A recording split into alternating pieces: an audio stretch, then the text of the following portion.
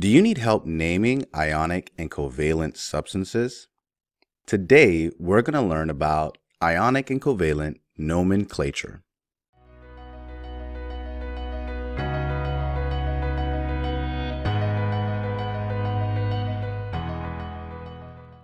First, let's talk about the prefixes for covalent molecules. You are going to want to write these down. Number 1 is mono, 2 is di, 3 tri, 4 tetra, 5 penta, 6 hexa, 7 hepta, 8 octa, 9 nona, and 10 deca.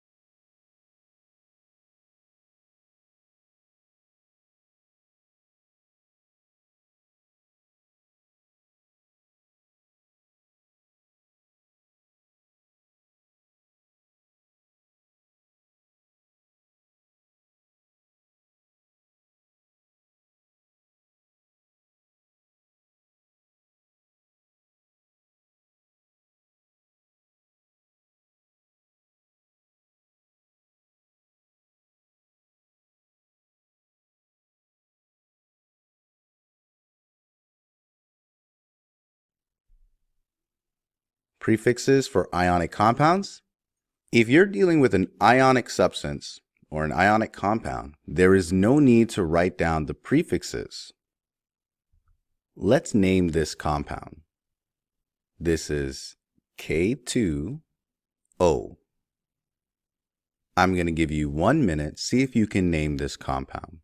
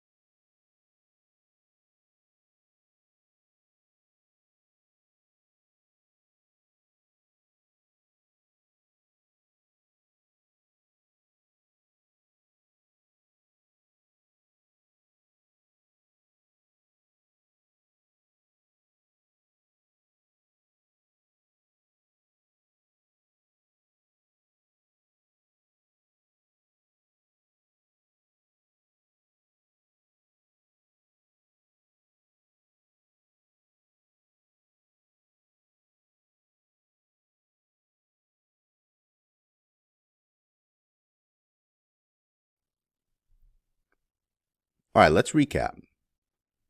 That 2 is known as a subscript. And what it does is it tells you the number of that particular atom. So in this particular substance, we have 2 atoms of potassium and we have 1 atom of oxygen. We know that potassium is in group 1, so it has 1 valence electron. And oxygen is in group 16. Group 16 elements have 6 valence electrons. They are going to form a bond. Oxygen is more electronegative. It's so negative. It's going to take an electron from the potassium, creating a +1 charge. So remember, +1 charge, that means potassium is going to be a cation, and oxygen is going to be an anion. It's going to do the same to the other potassium, and that is going to be a cation. This opposite charge is what makes these atoms attract each other. Step 1 in naming ionic or covalent compounds is you have to figure out whether it's an ionic or covalent substance. So let's review. Covalent bonds are formed with nonmetals and nonmetals. Ionic bonds are formed when there's a metal and a nonmetal. So let's take a look at the periodic table so we can see where the metals and nonmetals reside. Most of the elements on the periodic table are metals, and majority of the metals are on the left. And as we go from left to right, they become less and less metallic. Okay, do we see that? So the nonmetals are on the way right, with the exception of hydrogen. All right, so let's take a look at this substance again. Potassium is a metal, and oxygen is a nonmetal. So we are dealing with an ionic bond. Step 2.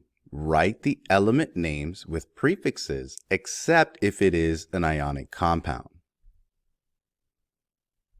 So we have dipotassium, but we're dealing with an ionic compound, so we don't need that. So it's just going to be potassium. And then this, of course, is oxygen. This leads us to step 3, which is you add the IDE ending. So oxygen becomes oxide. Let's try another example. This is good old H2O. This is water. So go ahead and name this compound. I'm going to give you 1 minute.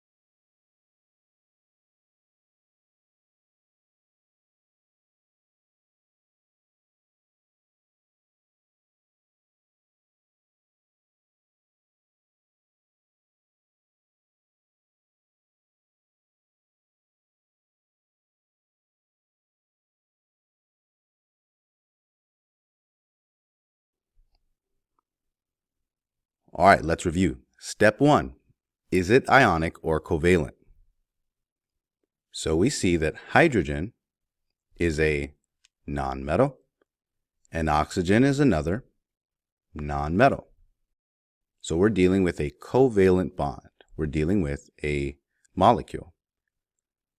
So now we're going to write down the names of prefixes because it's a molecule. So we are going to need the di prefix and the mono prefix. So it's going to be dihydrogen, mono oxygen. Then, of course, step 3, we add the IDE ending. So oxygen is going to be oxide. Now, step 4, if you see OO or AO, we are going to cancel those first letters. So notice the monoxide. Take a look at that. You see that OO? OO. What we're going to do is we're simply going to get rid of one of the O's. Oh. Today you learned about ionic and covalent nomenclature.